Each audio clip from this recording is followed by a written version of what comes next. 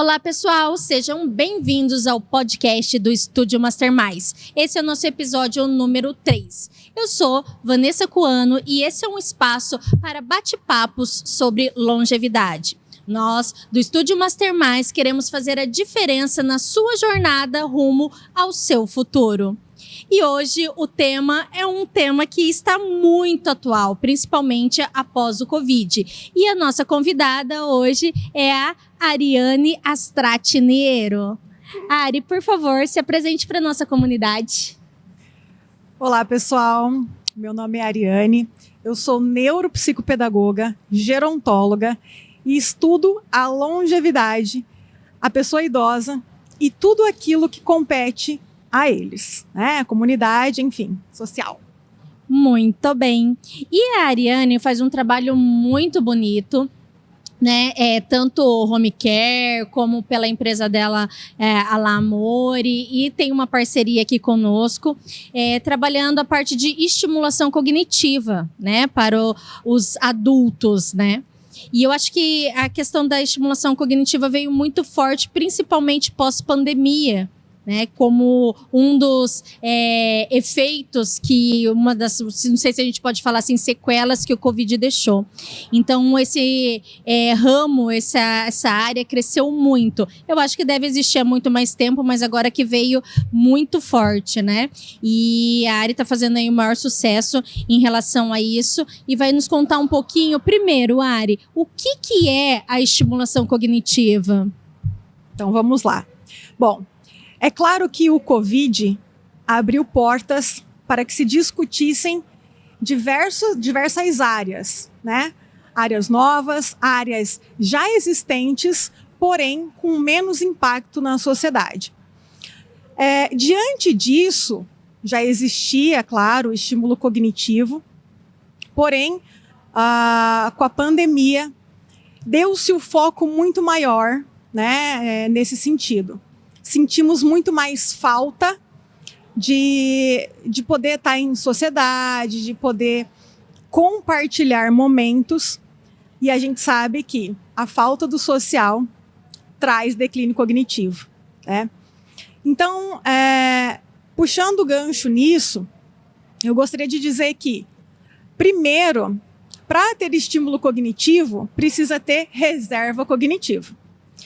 Sabemos que o nosso cérebro ele é plástico, ou seja, a gente consegue reabilitar várias áreas cerebrais de acordo com diversas atividades estruturadas e intencionais para cada paciente.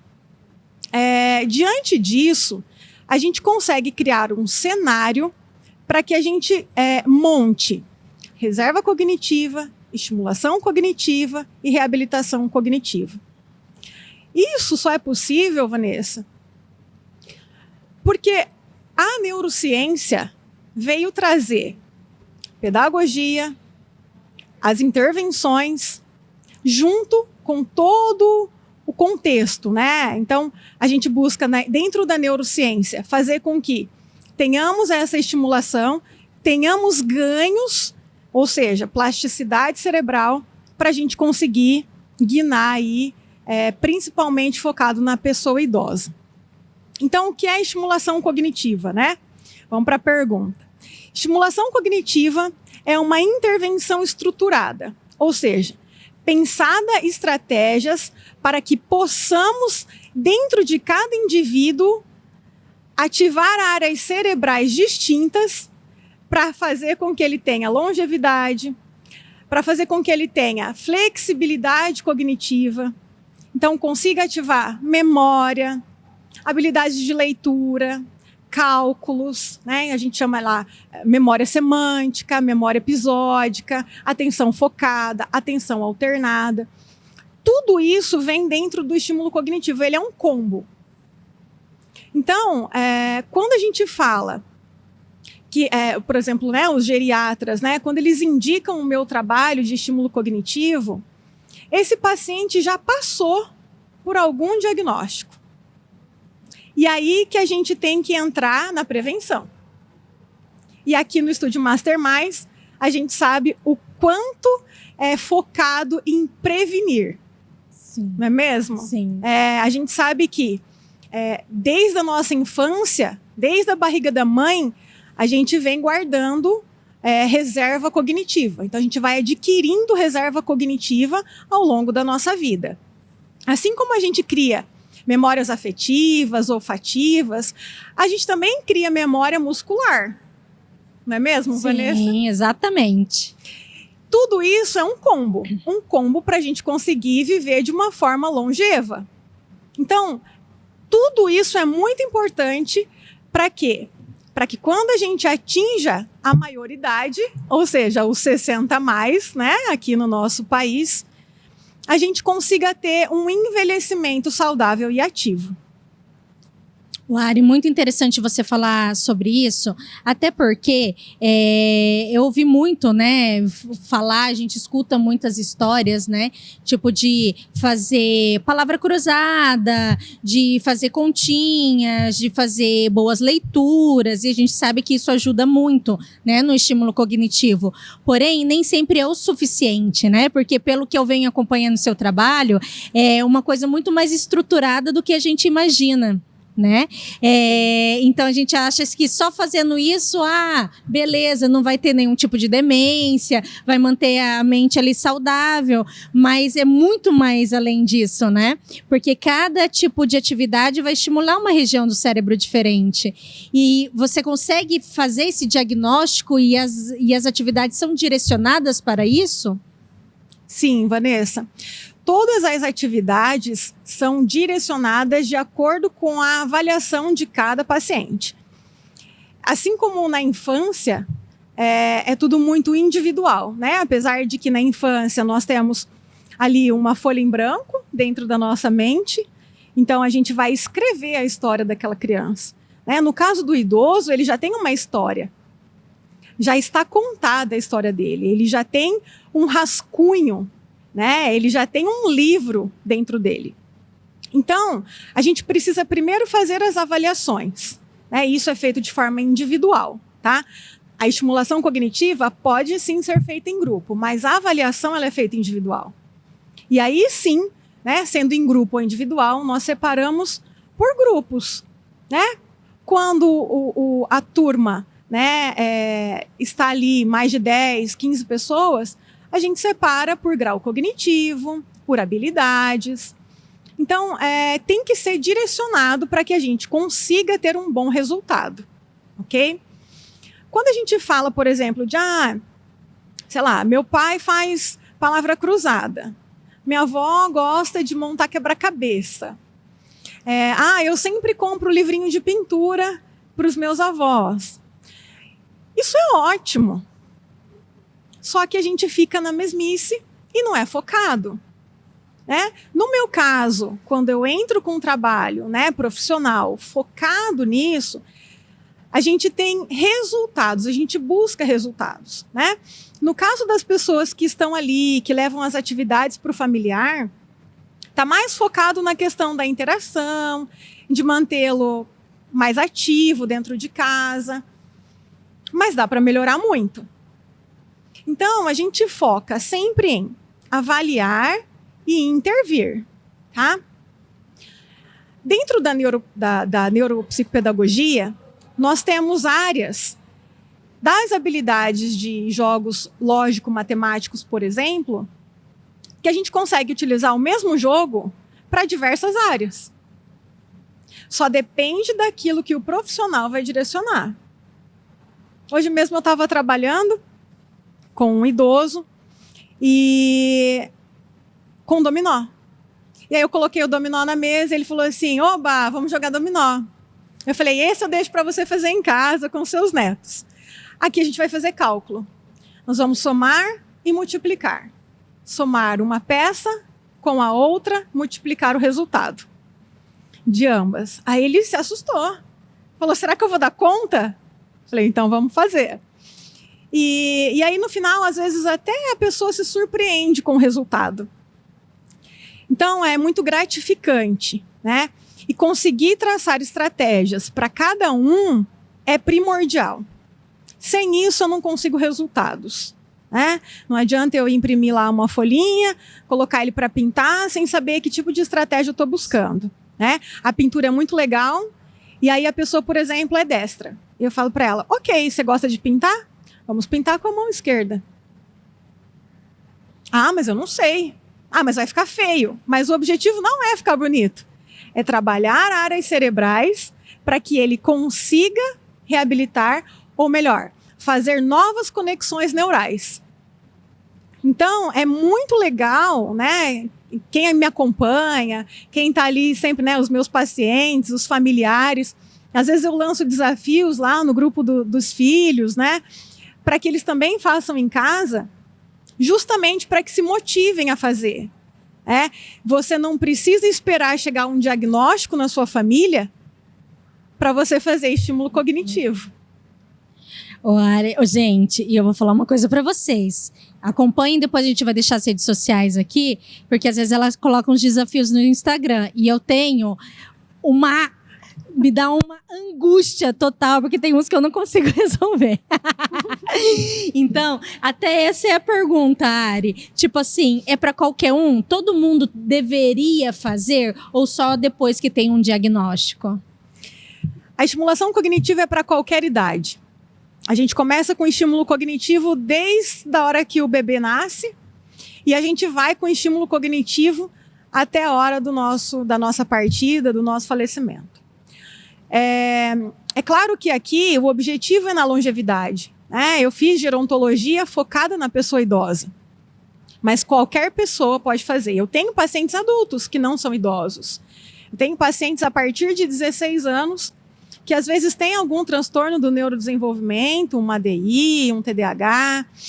E esses pacientes se beneficiam do estímulo cognitivo, né?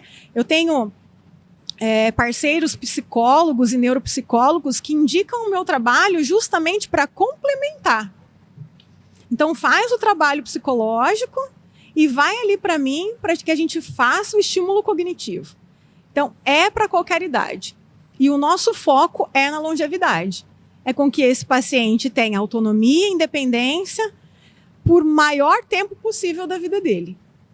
E falando em complementar, né, são instrumentos que se somam, né, tanto que aqui na metodologia do Estúdio Masterminds, nós temos uma metodologia, para quem não nos acompanha ainda aí nas redes sociais, voltado para o público 40+. E a Ari falou, né, que o desenvolvimento aí do estímulo cognitivo vem desde que a gente nasce, né? E você sabe que a metodologia surgiu para os 60+. E depois a gente foi com os estudos, né, com o embasamento científico, a gente foi percebendo que o indivíduo chega no auge da sua capacidade funcional física aos 30 anos. Depois ele já começa com declínios. Então a gente foi reformulando a metodologia para que ela pudesse atender o 40+. Né? Porque quanto mais cedo a gente começar os estímulos, melhor. E até é por isso que nós temos uma parceria com a Ariane, né, que vem atendendo alguns alunos nossos, justamente para a gente complementar, né, as terapias, para que a pessoa realmente tenha aí uma longevidade com mais qualidade. Né? Ari, outra coisa que eu queria saber qualquer nível, né? Você falou assim que chega para você normalmente depois de um diagnóstico já, né? E qualquer que seja o nível do diagnóstico, tipo cognitivo 1, 2, 3, para todo mundo funciona? Sim, infelizmente ainda me procuram após um diagnóstico, né? Normalmente após um geriatra ou um neurologista trazer um laudo, né, dizendo que esse paciente está demenciado, ou está com alguma disfunção, um declínio cognitivo ou um déficit cognitivo. Hoje o maior índice, né, de demência aqui no Brasil é o Alzheimer. O segundo maior é a demência vascular. E quase não se fala dela. É uma doença silenciosa, que traz com ela declínio cognitivo e aí, por consequência, a demência. Então, começar a trabalhar isso, né, desde antes, né, de se ter um diagnóstico, é muito importante. Faz toda a diferença na vida das pessoas. Precisa ser tratado, né? Então, o maior índice de início de declínio cognitivo é pós-aposentadoria. Por isso que a gente fala que após os 60, né?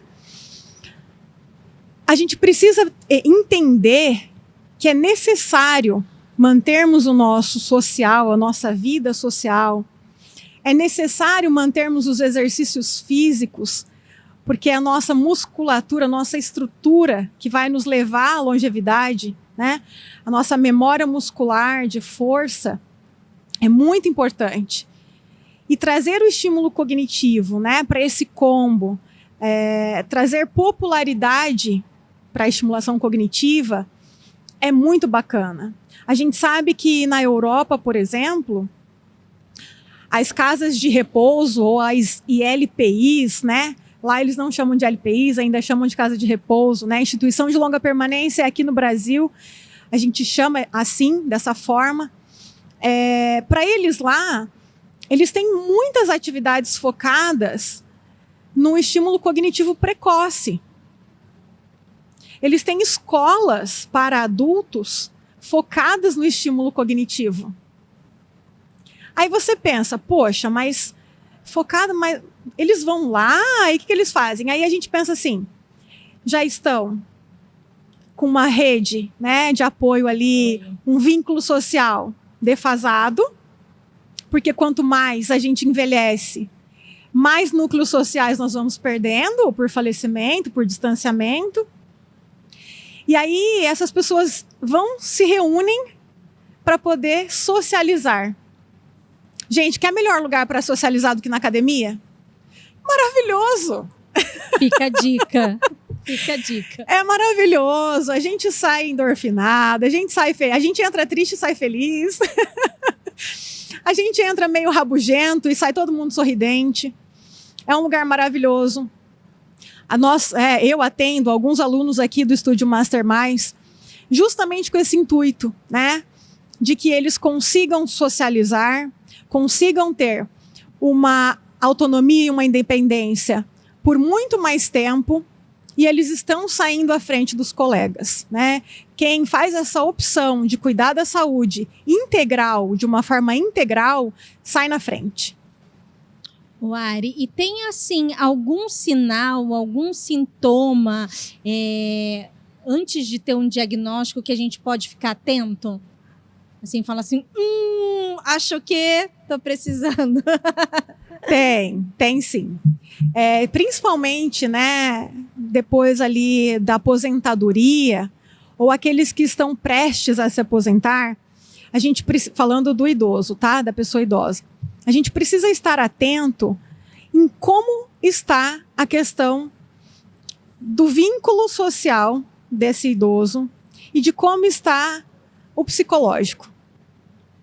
A depressão é uma das maiores causas de declínio cognitivo. E hoje a depressão atinge boa parcela da nossa população, independente da idade. Eu recebo pacientes jovens que têm depressão e têm declínio cognitivo. O que acontece? Falhas na memória. Ai. Colocam um objeto, esquece onde guardou. Lembra o nome de alguma pessoa, quando vai conversar não lembra mais o nome. Tenta resolver uma situação e no meio daquela situação se perde no que estava fazendo. Tudo isso é um alerta. É um alerta para o nosso corpo dizendo que algo não está legal. Ok? Como você disse, a partir dos 30 anos, o nosso corpo começa a envelhecer. Consequentemente, a nossa mente também. Né? Não tem como. O nosso corpo ele é único, inteiro. Quando se dá esse envelhecimento, a gente começa a perder velocidade de processamento. Sim. Tanto auditivo como cognitivo. Outro fator que a gente precisa ficar de olho é na questão auditiva. Quem tem redução na audição é um sério candidato a ter demência. Isso independente de genética? Independente de genética. Claro que na genética a gente precisa estar avaliando, né? O otorrino vai estar ali avaliando as funções. Mas, mesmo que se for genético, precisa usar o aparelho quanto antes. Se ele já tem uma queda, ele já precisa entrar com o aparelho. Por quê? Declínio auditivo causa declínio cognitivo. E declínio cognitivo é pezinho de entrada para desenvolvimento de demência. Então, são pequenos detalhes, tá? Esquecer onde estava indo no meio do caminho. Se perder no meio do caminho. Lapsos de memória.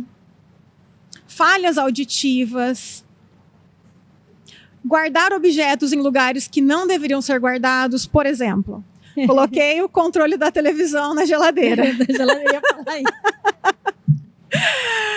Tem alguma coisinha errada.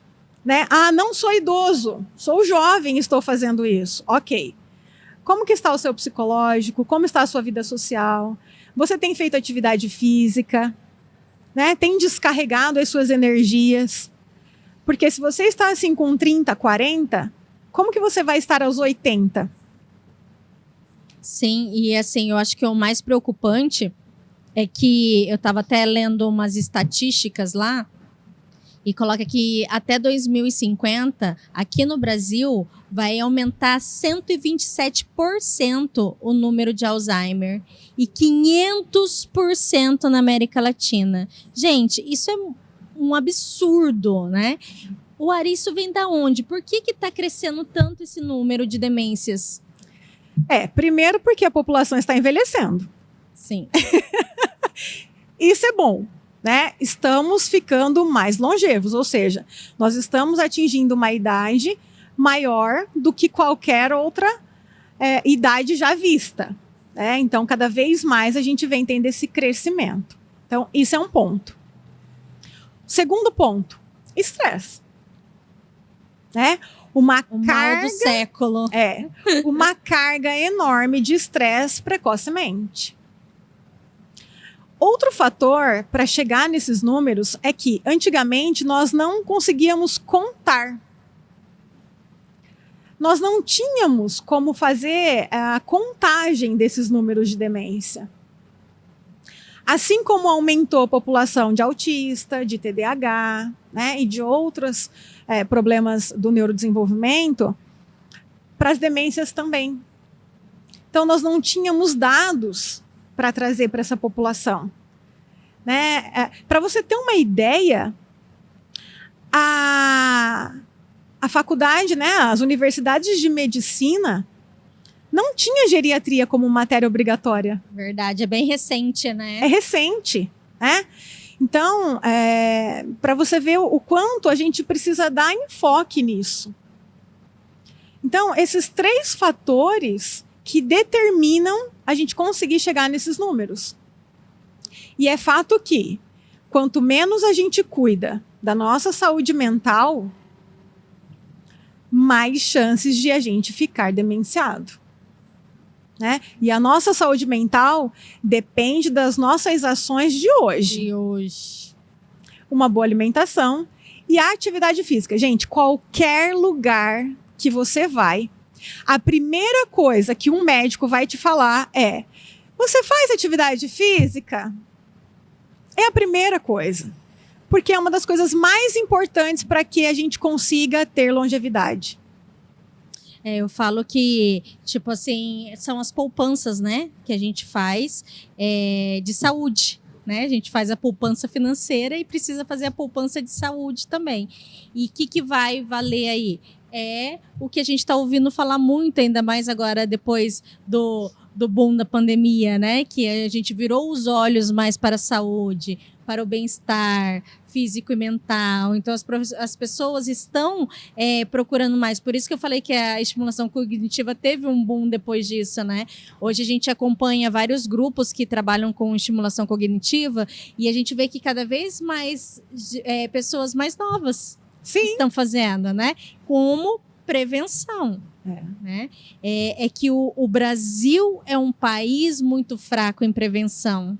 Para tudo, né? Para tudo. Em relação à saúde no geral, não existe prevenção. Né? Não existe pacotes para prevenção, é só para tratamento de doença. E eu acho que por isso também que vem aumentando muito esse número, né, de pessoas demenciadas. Ô Ari, fala um pouquinho pra gente, né, a gente ouve falar muito do Alzheimer, igual agora você citou outro tipo de demência que é vascular. Tem mais alguma demência que vem junto com essa longevidade mais aí que a gente está alcançando? Uhum. Tem sim. Então, o Alzheimer vem primeiro, depois vem as demências vasculares, depois nós temos demências por corpos de Levy ou de Lewis, tá? Nós temos demência alcoólica, por exemplo. Então, a gente precisa estar focado, né, naquilo que traz de diferente desse nosso familiar. O que ele está fazendo de diferente que ele não fazia? Né? Aonde eu posso abrir os meus olhos e dizer, opa, peraí, mas isso ele não fazia. Então, conseguir identificar, né? Porque cada demência tem a sua particularidade. É isso que eu ia perguntar, se a gente tem como diferenciar isso. O médico geriatra vai conseguir diferenciar e laudar, né? Trazer um diagnóstico. Mas a gente em casa consegue observar, por exemplo, dificuldades na hora de traçar estratégias. Por exemplo, fazer um cálculo. A pessoa sempre fez cálculo maravilhosamente bem, cálculos mentais, e de repente ele não consegue mais. Você fala, poxa, peraí, tem alguma coisa de errado, né? E às vezes a própria pessoa se vê errando, por exemplo, numa tabuada, coisa que era de casa, né? Que estava ali muito simples de se resolver. E essa pessoa, na hora de fazer a tabuada, se perde. A gente chama isso de funções executivas. Então, pacientes que começam a perder as funções executivas, a gente precisa ficar de olho. Entendi. No caso do Alzheimer, por exemplo, né, a questão dos esquecimentos, ela é bem marcante. A memória recente, ela fica muito prejudicada. E já é de início. Você começa a ter, visualizar isso no paciente de uma forma muito rápida. Você fala, opa, ele falou isso agora mesmo, já está falando de novo? Ai, mas acabou de me contar essa história, já está contando essa história de novo? Ele conta uma história para uma pessoa, e aí ele não sabe se ele contou para essa, para aquela, e ele conta de novo para todo mundo. No Alzheimer é essa situação. Quando a gente fala, por exemplo, de demência por corpos de Levy, a gente pensa diretamente na função executiva. Ele começa a se perder no caminho, ele não sabe fazer cálculo, se perde na hora de fazer cálculo. Então, entende como é um pouquinho diferente de um para o outro, tá? Mas demência é demência. Isso que eu ia falar, e o tratamento tem diferença de um para o outro? Porque eu já acompanhei muitos casos, né, de pessoas com diagnóstico de Alzheimer que fazem o mesmo tratamento, mas que no fundo, a pessoa não tem características de Alzheimer. Mas como é mais comum falar que a demência é o Alzheimer, eu acho que acaba generalizando tudo. E muitas vezes eu até fiquei assim, meio de questionar se realmente era aquilo. Eu tive uma paciente que ela era diagnosticada com Alzheimer, mas ela tinha muitos resquícios de esquizofrenia. Uhum. Só que o tratamento, aí eu ficava pensando, mas será que eles falam Alzheimer por falar e daí o tratamento é todo o mesmo? Tem diferença no tratamento para as diferentes demências? É uma linha bem tênue, né? Os médicos geriatras e neuro acaba tendo uma dificuldade mesmo na hora de diferenciar, né? Existem alguns testes cognitivos, que o neurologista faz, o geriatra faz, o neuropsicólogo faz, e a minha área, que é a neuropsicopedagogia, também faz. Então, ali a gente consegue diferenciar uma coisa da outra. Porém, existem exames de imagens, existem dosagens de alguns hormônios, né, exames de sangue, que conseguem trazer alguns apontamentos, ok? Para fazer essa diferenciação. Por exemplo, o corpus de Levy é o aumento da proteína.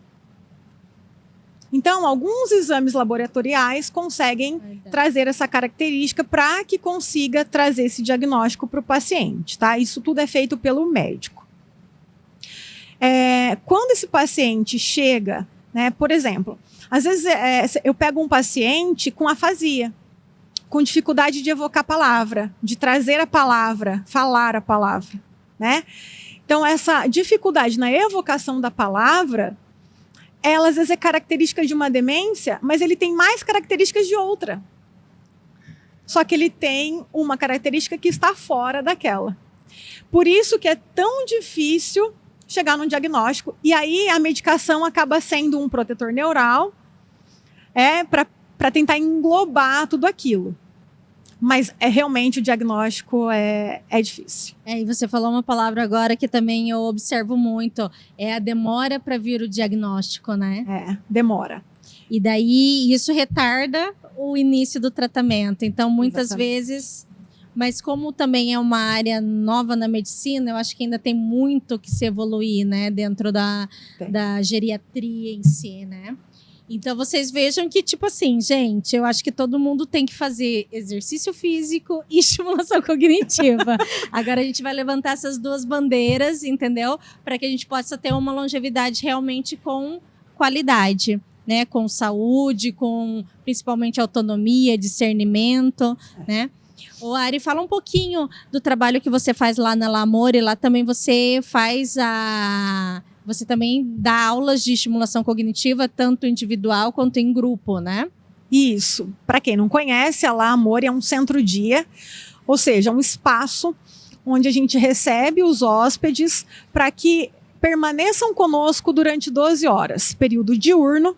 Então, nós recebemos esses hóspedes, passam o dia lá, faz as alimentações, faz as atividades, e dentro dessas atividades a gente entra com a estimulação cognitiva. Então nós temos aulas lá de segunda e quinta-feira, aulas em grupo para toda a comunidade, né? Quem quiser fazer uma experiência, é aberto, tá? Não precisa ser hóspede da casa, nós recebemos o público externo. E lá é em grupo, ou seja, além de socializar, né, ainda vai poder trazer os benefícios que a estimulação cognitiva proporciona para essas pessoas. A Ariane tem falado muito, né, sobre a parte da socialização, né? E as pesquisas mais longas que existem na história sobre longevidade apontam isso, né? Que independente, analisaram, acho que, não lembro quanto que foi a população que eles vieram acompanhando dos 19 e vem acompanhando até hoje. Muitos já faleceram, tem poucos que estão vivos, hoje eles estão na casa de 80, 90 anos, né? E o que eles avaliaram durante todos esses anos de pesquisa? Que uns ficaram pobres, outros ficaram ricos, outros tiveram problemas de saúde, outros foram saudáveis. Independente de qualquer variável, a coisa que mais fez diferença é quem manteve o convívio social, quem construiu uma rede de apoio, né? Então, eu acho que a Lamore tem um papel fundamental nisso, principalmente para trazer essa rede de apoio para os familiares, principalmente para quem tem que continuar trabalhando, não tem tempo de ficar ali o dia todo cuidando do seu familiar, mas também tem tanto amor que não quer deixar largado lá. Uma ILPI, né? Exatamente. Quer colocar numa instituição de longa permanência. Então, ali é um espaço para isso, né? Um espaço para que a gente possa desenvolver habilidades, né, nesses hóspedes, para que eles consigam manter a socialização, manter os estímulos cognitivos, fazer as suas atividades, a gente chama de AVDs, atividades da vida diária, tá? Manter as AVDs para eles é muito importante. Então, ali a gente deixa eles serem autônomos, né? Deixa eles serem independentes, né? Eu acho que isso é um ponto muito importante. Às vezes a gente quer proteger tanto o nosso familiar, né? A gente quer cercá-lo tanto, né? Com medo de uma queda, com medo de algum problema de saúde, e a gente acaba aprisionando, né? Esse nosso familiar, essa pessoa idosa que está no nosso convívio. Então, pensando em tudo isso, né, a La Amore quis trazer esse diferencial para Maringá, para que a gente possa juntar essas pessoas, né, dentro de uma casa, dentro de um lar. Eu falo que é lar porque eu estou lá diariamente. A gente fica mais tempo lá do que na nossa própria casa. E ali a gente compartilha amor. Ali é um lugar para a gente poder acolher, para a gente poder proporcionar bem-estar, né? Trazer, sim, as atividades para eles, mas mais do que isso é acolher no amor, acolher no respeito, né? Para que eles possam, sim, se sentirem valorizados. Que eu acho que a gente vem batendo muito nessa tecla. A pessoa idosa, ela não é descartável, ela não tem prazo de validade. Eles têm muito para ensinar a gente, muito, né? Vivências, experiências, chega a me arrepiar. E eu aprendo diariamente. Eu acho que é uma escola para todos lá, né? Não só para quem trabalha, mas para quem compartilha daquele ambiente. Então eu convido vocês a conhecerem a La Amore, e em parceria com o Estúdio Master Mais, a gente faz um programinha bem bacana, porque eu falo que é um combo, né? É o combo da longevidade. E é isso, a gente tem muito orgulho de poder trazer isso para Maringá. O único centro-dia particular daqui de Maringá é a La Amore.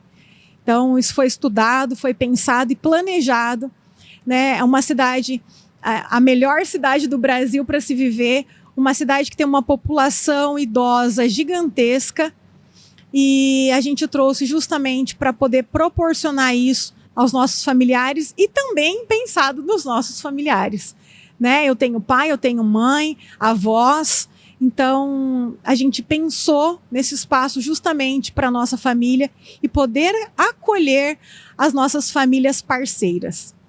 E eu penso sempre assim, né? A gente está em um patamar que a gente não tem mais como negar o envelhecimento da população, né?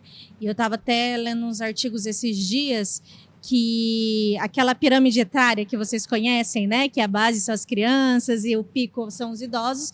Quem acompanha um pouco aí as estatísticas sabe que ela já está mudando, ela já não é mais uma pirâmide. É um barril. É um barril. E a fração da população que mais cresce hoje é o 80 a mais. Né? Então não tem como a gente fechar os olhos para isso mais, né? Chegamos em um patamar que a gente tem que encarar essa realidade de frente. Há muito tempo eu estudo o envelhecimento, né? E a gente vê que em países de primeiro mundo, tipo, vamos colocar aí a França. A França vem se preparando para esse envelhecimento populacional há mais de 80 anos, para que hoje eles pudessem dar um aporte para essa população. O Brasil, gente, ele não se preparou em nada e daí chegou, entendeu? Então hoje o Brasil, o que eu fico mais indignada de falar assim, que diz que o Brasil é o país que mais tem políticas públicas para idosos no papel. Então, leis, programas, né, os projetos, é o país que mais tem, mas não colocou em prática. E o que aconteceu? Chegamos. Né, o que ia acontecer daqui 60 anos já está na nossa esquina e nada foi feito, né? Então agora a gente tem que correr atrás realmente desse prejuízo que ficou e unir forças, né, nas parcerias das pessoas que têm um olhar mais de aconchego para essa população. Eu acho que não tem quem conviveu aí com pais e avós que não tem esse olhar um pouco mais de amor para essa população. Então, é isso que a Ariane faz, é isso que a Alamore faz, é isso que o Estúdio Master Mais faz. A gente quer que realmente a população tenha uma longevidade ativa, né? Ari, então, para a gente ir finalizando aqui, deixa uma reflexão para as pessoas, quando que é importante procurar a estimulação cognitiva, quem pode procurar, aonde procurar. Então vamos lá. Primeiro eu gostaria de agradecer, Vanessa e o Estúdio Master Mais por abrir portas, né, para que a gente possa trazer conhecimento para a população. Eu acho que isso é de extrema importância. Esses espaços precisam ser crescentes, principalmente na nossa cidade. A gente precisa estar focado, né, com um olhar atento para essa população. E dizer que você, né, que está aí em casa ou que está assistindo a gente pelas redes sociais, percebeu, né, que está ali com alguma dificuldade, né, tem alguma tensão, algum probleminha, né, que você detectou em algum colega ou num familiar que chamou a sua atenção.